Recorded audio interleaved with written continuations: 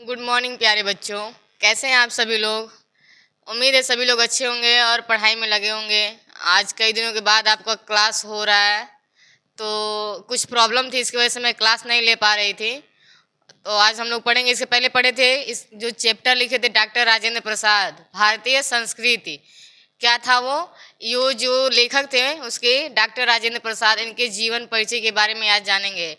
और एक बात और कि आज कुछ वाईफाई इशू होने के कारण क्लास लाइव नहीं हो पा रहा है, तो आप लोग को रिकॉर्डेड इस चैनल पे सचिन स्टडी सेंटर पे मिल जाएगा। आप लोग एक बार ज़रूर देख लेंगे, ठीक है। कल से आपकी क्लासें रेगुलर लाइव चलेंगी, ठीक है। तो चलिए जानते हैं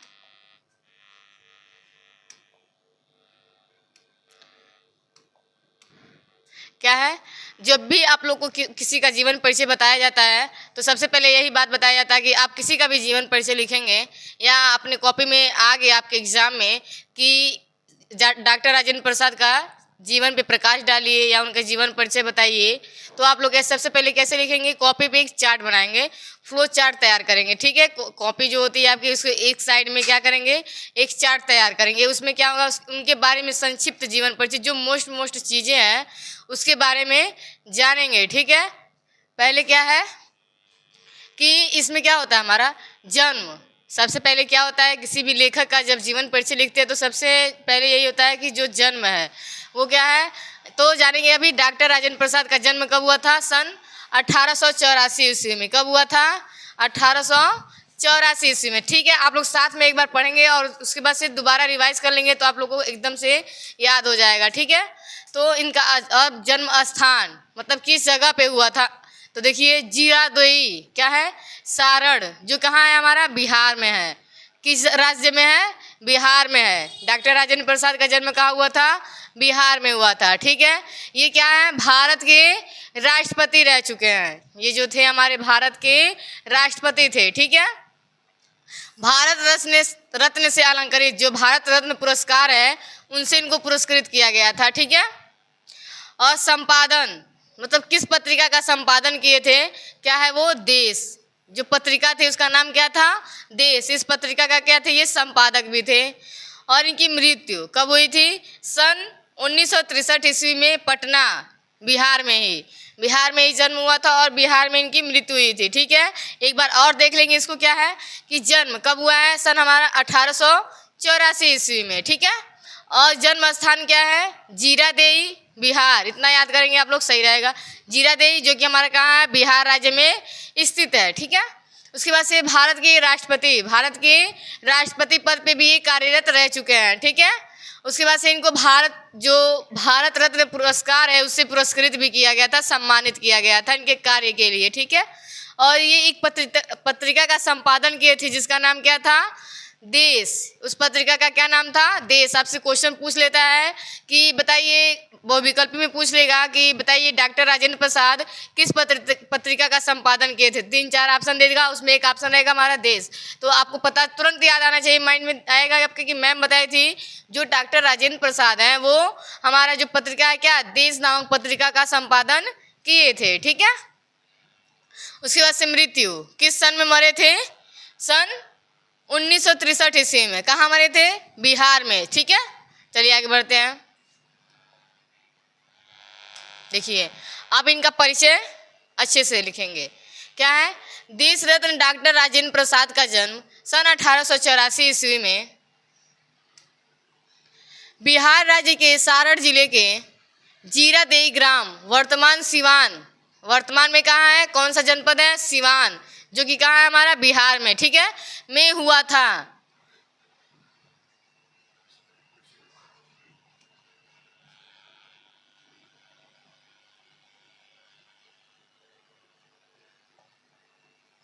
ठीक है।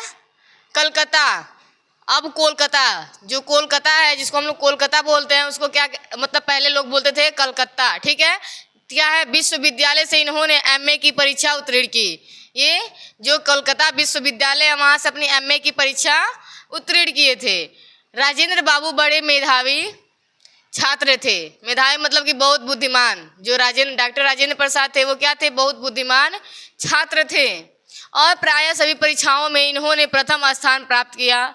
कलकत्ता के प्रेसिडेंसी कॉलेज से सन 1911 ईस्वी में LLM की परीक्षा उत्तीर्ण की। इस परीक्षा का उन्हें स्वर्ण पदक प्राप्त हुआ था। जो परीक्षा दिए थे, क्या थे दिए थे, LLM, उसमें ये क्या किए थे, प्रथम स्थान प्राप्त किए थे। उन्हें पुरस्कार के रूप में क्या दिया गया था, स्वर्ण पदक। ठीक है, क्या कह रहा है, विधि के क्षेत्र में PhD उपाधि भी राजेंद्र बाबू ने प्राप्त की। ठीक है, PhD भी किए थे। जो हमारे डॉक्टर राजेंद्र प्रसाद थे, वो कौन कौन से कोर्स किए थे, क्या क्या उनकी पढ़ाई थी, उसके बारे में जान रहे हैं। ठीक है, सन 1911 ईस्वी से 1920 तक राजेंद्र बाबू ने क्रमशः कलकत्ता तथा पटना हाई कोर्ट में वकालत की। जो कलकत्ता और पटना के क्या है, वहाँ क्या किए थे, अपना वकालत किए थे। ठीक है, परंतु गांधी जी के आदर्शों, सिद्धांतों तथा आंदोलनों से प्रभावित होकर सन 1920 ईस्वी में इन्होंने वकालत छोड़ दी।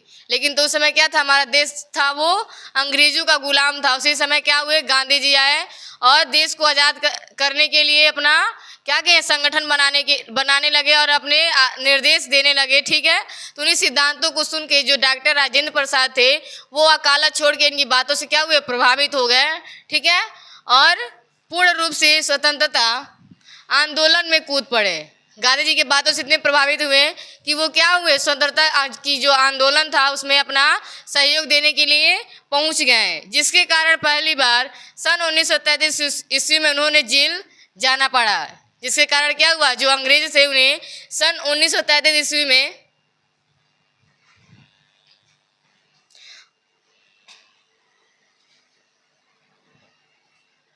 उन्हें क्या किया, जेल में डाल दिया। ठीक है, आगे देखिए, जेल प्रवास अवधि में उन्होंने आत्मकथा लिखना शुरू किया और जब जेल में थे उसी टाइम से ये क्या किए, आत्मकथा लिखना आरंभ कर दिया था। ठीक है, वे 1934 ईस्वी में पहली बार भारतीय राष्ट्रीय कांग्रेस के अध्यक्ष चुने गए थे। बहुत अच्छा है, क्या है, सन 1934 ईस्वी में ये क्या गए थे, भारत के पहले कांग्रेस के अध्यक्ष चुने गए थे। ठीक है, और 3 बार कांग्रेस के अध्यक्ष रहे और 3 बार ऐसे करके 3 बार वो कांग्रेस के अध्यक्ष के रूप में कार्य किए।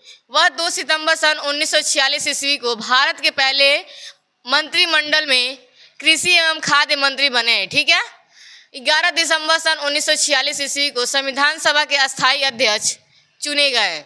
ठीक है, आप 26 जनवरी 1950 से 14 मई 1962 ईस्वी तक देश के राष्ट्रपति रहे। देखिए, भारत के प्रथम राष्ट्रपति जो थे वो हमारे कौन थे, डॉक्टर राजेंद्र प्रसाद ही थे। तो वो बताया गया कि कब राष्ट्रपति का शपथ लिए थे। सबसे पहले कब हुआ था, 26 जनवरी 1950। 26 जनवरी 1950 को वो राष्ट्रपति के रूप में क्या किए गए, चुने गए और 14 मई 1962 ईस्वी तक वो कार्यरत रहे अपने पद पे। ठीक है, ये आप लोग का बहुत मोस्ट है, एग्जाम की दृष्टि से आप लोग याद कर लीजिएगा। ठीक है, 1962 ईस्वी में इन्हें भारत के सर्वोच्च नागरिक सम्मान क्या है, भारत रत्न, अभी बताया गया ना, भारत रत्न से इनको पुरस्कृत किया गया था। किसके लिए, इनकी सत्यनिष्ठा को देख के, इनकी ईमानदारी, निर्भीकता, देशभक्ति और साधुता और सादगी के कारण इन्हें क्या किया था, भारत रत्न से पुरस्कृत किया गया था। ठीक है, क्या करें आगे, इनके रोम रोम में व्याप्त थी राजेंद्र बाबू की मृत्यु। कब है, आप लोग बताएगा, जो भी मोस्ट चीज़ें हैं उनको आप लोग हाईलाइट करके लिखेंगे। ठीक है, तो जब इनका जो मृत्यु है आप लोग कैसे लिखेंगे, हाईलाइट करके, मतलब कि अगर सारा ब्लू पेन से लिख रहे हैं तो जो इनकी मृत्यु है या जो भी मोस्ट चीज़ें हैं उनको आप लोग ब्लैक पेन से लिखेंगे। ठीक है, तो ये क्या है, 1963 ईस्वी। ठीक है, इनकी जो मृत्यु हुई थी 1963 ईस्वी पटना के सदाकत आश्रम, एक आश्रम है जिसका क्या नाम है, सदाकत आश्रम में हुआ था। ठीक है, अब कह रहे हैं डॉक्टर राजेंद्र प्रसाद एक कुशल लेखक भी थे। वो क्या थे, भारत के प्रति अपना देशभक्ति दिखाते हुए वो लेखक का भी कार्य किए थे। सामाजिक, शैक्षिक एवं सांस्कृतिक विषयों पर इनके लेख बराबर निकलते रहते हैं। हिंदी साहित्य सम्मेलन के सभापति पद को भी इन्होंने सुशोभित किया था। ठीक है, आप लोग एग्जाम में इतना सब लिखने की जरूरत नहीं है, बस एक बार जान लेंगे, क्योंकि वो उनके जो डॉक्टर राजेंद्र प्रसाद हैं ये हर सब्जेक्ट में, मतलब कहीं भी जीके में भी पढ़ सकते हैं आप लोग, सामाजिक विज्ञान में पढ़ सकते हो, तो इनके बारे में जान लेंगे तो बहुत अच्छा रहेगा। लेकिन तो आपको एग्जाम में इतना सब नहीं लिखना है। ठीक है, इसमें से जो भी चीज़ आपको बताया गया एग्जाम की दृष्टि से वही लिखेंगे आप लोग। ठीक है, देखिए आगे क्या है, कह रहा है नागरिक प्रचारणी सभा और दक्षिण भारत हिंदी प्रचार सभा के माध्यम से हिंदी को समृद्ध बनाने में योगदान देते रहे हैं। ठीक है, कह रहा है इन्होंने देश नामक पत्रिका का सफलतापूर्वक संपादन किया था। ये बताया गया है इन्होंने किस पत्रिका का संपादन किया था, उसका नाम क्या था, देश। ठीक है,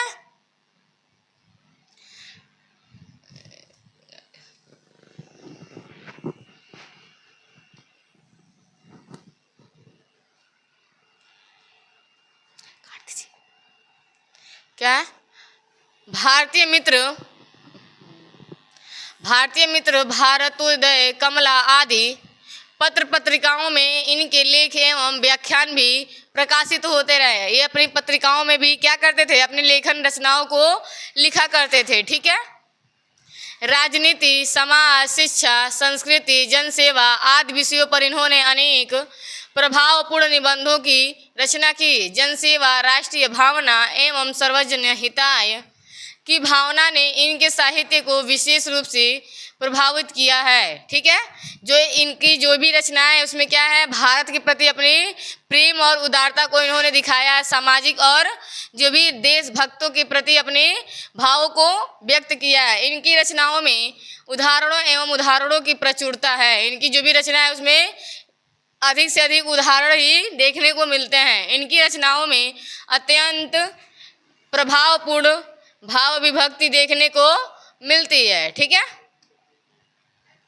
क्या कह रहा है, डॉक्टर राजेंद्र प्रसाद जी ने अनेक विषयों पर लेखनी चलाई है। इनकी कृतियों का विवरण इस प्रकार है, मतलब क्या क्या ये रचना की है, आप लोग अच्छे से देखिएगा इनकी रचनाएं क्या क्या है। ठीक है, और याद करने की कोशिश करिएगा। क्या है, इंडिया डिवाइडेड इनकी पहली रचना है। उसके बाद से क्या है, सत्याग्रह एट चंपारण। ठीक है, उसके बाद से भारतीय शिक्षा, गांधी जी की देन।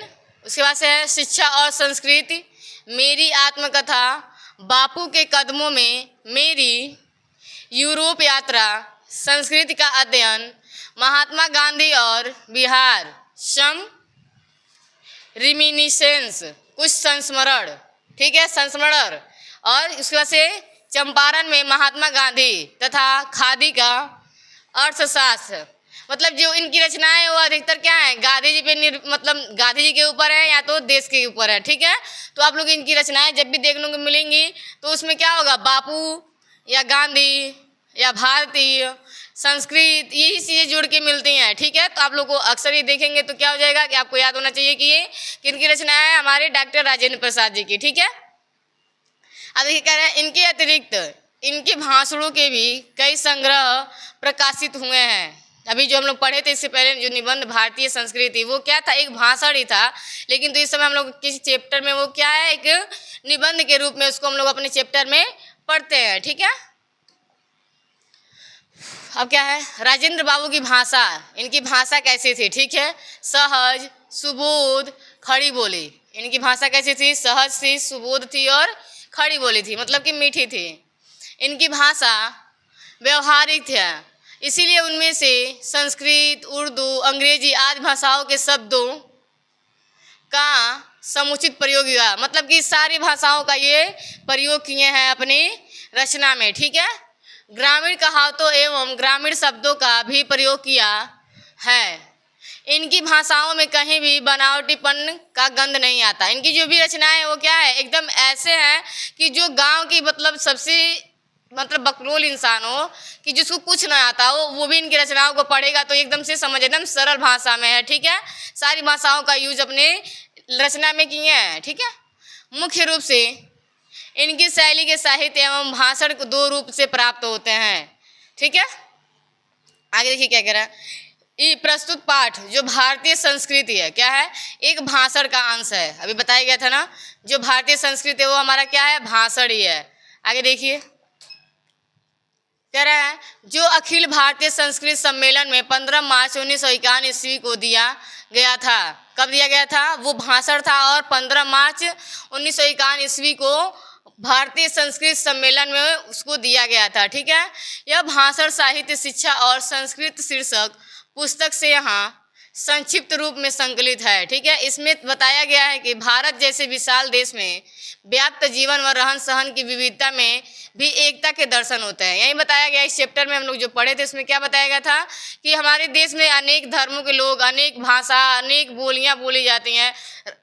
हर तरह मतलब जहाँ भी जाएंगे सभी भिन्न भिन्न मिलेंगे, लेकिन इतनी भिन्नता होने के बाद भी हमारा जो भारत है वो क्या है, एक ही देश है। ठीक है, एकता है उसमें। विभिन्न भाषा, जात एवं धर्म मणियों को एक सूत्र में पिरोकर रखने वाली हमारी भारतीय संस्कृति विशिष्ट है।